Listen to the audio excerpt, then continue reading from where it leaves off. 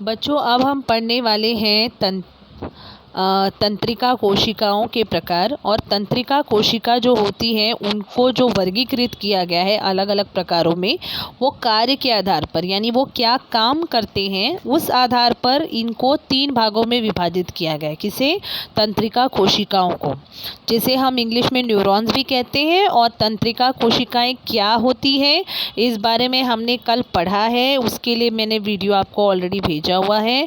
अब ये जो तंत्रिका कोशिकाओं के प्रकार हैं, ये उनके कार्य के आधार पर उनका वर्गीकरण 3 भागों में किया जाता है। एक है संवेदी तंत्रिका कोशिकाएं, दूसरा है प्रेरक तंत्रिका कोशिकाएं, और तीसरा प्रकार है सहयोगी तंत्रिका कोशिकाएं। ठीक है। अब संवेदी तंत्रिका कोशिका क्या करती है? जो भी हम ज्ञानेंद्रियों के द्वारा जो भी महसूस करते हैं और उनके द्वारा जो आवेग निर्मित होते हैं, उन आवेगों को मस्तिष्क और मेरुरज्जु तक संचरित करना, यानी वहाँ तक पहुँचाना, ये कार्य कौन करता है? संवेदी तंत्रिका कोशिका। तो संवेदी तंत्रिका कोशिका जो है ये क्या कार्य करती है बच्चों? ज्ञानेंद्रियों के द्वारा जो भी आवेग निर्मित होते हैं, उन आवेगों को मस्तिष्क और मेरुरज्जु तक पहुँचाने का कार्य करती हैं। दूसरा प्रकार है प्रेरक तंत्रिका कोशिकाएं, यानी कि मोटर न्यूरॉन्स।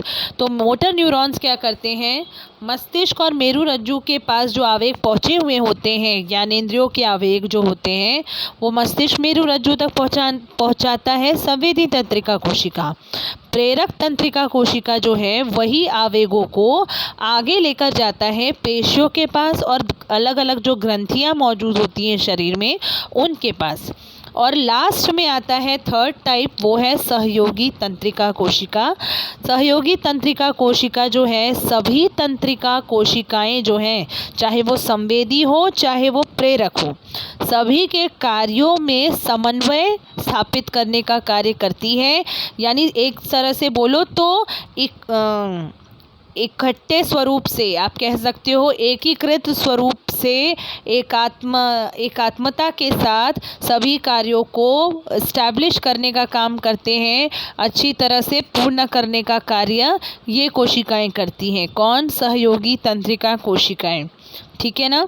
तो ये है 3 प्रकार तंत्रिका कोशिकाओं के।